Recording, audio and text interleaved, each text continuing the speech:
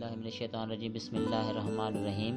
میں ہوں محمد حفیظ، آپ دیکھ رہے ہیں یوٹیوب چینل اردو اسپیشل۔ 9 باتیں جو زندگی میں بہت فائدہ مند ہیں۔ اگر خوشی چاہتے ہو تو وقت پر عبادت کرو، اگر چہرے کو رونق بنانا چاہتے ہو تو تہجد پڑھو، اگر سکون چاہتے ہو تو قرآن پڑھو، اگر صحت چاہتے ہو تو روزہ رکھو، اگر مصیبتوں کا حل چاہتے ہو تو استغفار کرو، اگر برکت چاہتے ہو تو درود شریف پڑھو، اگر مشکلات ختم کرنا چاہتے ہو تو لا حول ولا قوت الا باللہ پڑھو، اگر غم سے نجات چاہتے ہو تو دعا مانگو، اگر بغیر تھکاوٹ میں نیکیاں چاہتے ہو تو آگے شیئر کرو۔ رسول اللہ صلی اللہ علیہ وآلہ وسلم نے فرمایا، شیطان نے کہا، تیری عزت کی قسم، جب تک ان کے جسموں میں روح ہوگی میں تیرے بندوں کو گمراہ کرتا رہوں گا۔ اللہ تبارک و تعالیٰ نے فرمایا، مجھے میری عزت و جلال کی قسم، جب تک یہ مجھ سے بخشش طلب کرتے رہیں گے میں انہیں معاف کرتا رہوں گا۔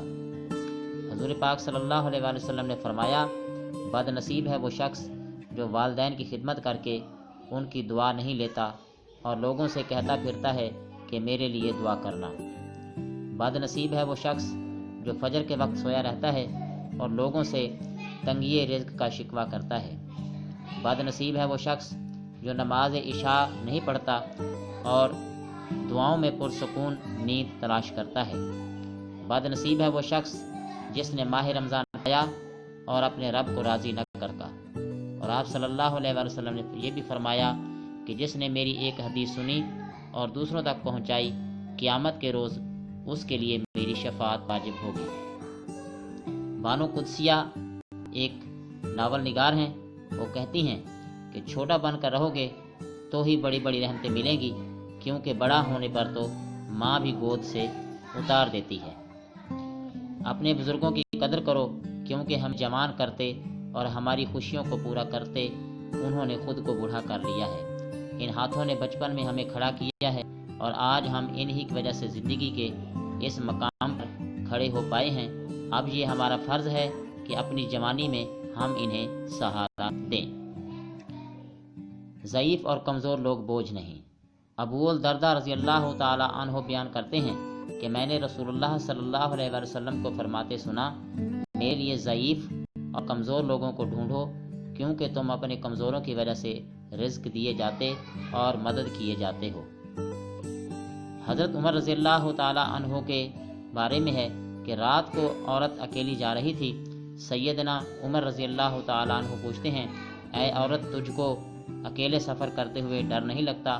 تو عورت کہتی ہے، یا تو عمر فاروق کا وصال ہو گیا ہے یا عمر آپ ہی ہو، ورنہ عمر کی خلافت میں کسی کی جرت نہیں کہ عورت کی طرف دیکھے بھی۔ جب انسان بہت تکلیف میں ہوتا ہے اور مسکرا کر یہ کہتا ہے کہ میں نے یہ معاملہ اللہ کے سپرد کیا، تو یقین مانو فرش سے لے کر عرش تک ہر چیز لرز جاتی ہے۔ ایک شخص نے ایک عالم سے پوچھا، کیا میں نیک اور صالح لوگوں میں سے ہوں؟ انہوں نے جواب دیا، اگر آپ اپنے والدین کے لیے دعا کرتے ہیں تو آپ نیک آدمی ہیں، کیونکہ حدیث میں آیا ہے، او والد صالح یدعو لہ، مرنے کے بعد انسان اپنی نیک اولاد کی دعا سے مستفید ہوتا ہے۔ اور اگر آپ اپنے والدین کے لیے دعا نہیں کرتے تو آپ نیک آدمی نہیں ہیں۔ اے اللہ ہمیں اور ہمارے والدین کو کی مغفرت فرما۔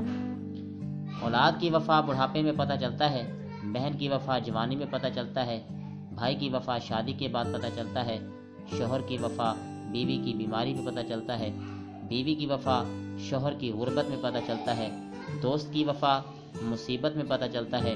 دوست بات ذرا تلخ ہے مگر حقیقت یہی ہے۔ اگر آپ کو یہ ویڈیو اچھی لگی ہو تو ہمارے چینل کو سبسکرائب کر لیجئے تاکہ آپ کو اس قسم کی ویڈیو ملتی رہیں۔ السلام علیکم۔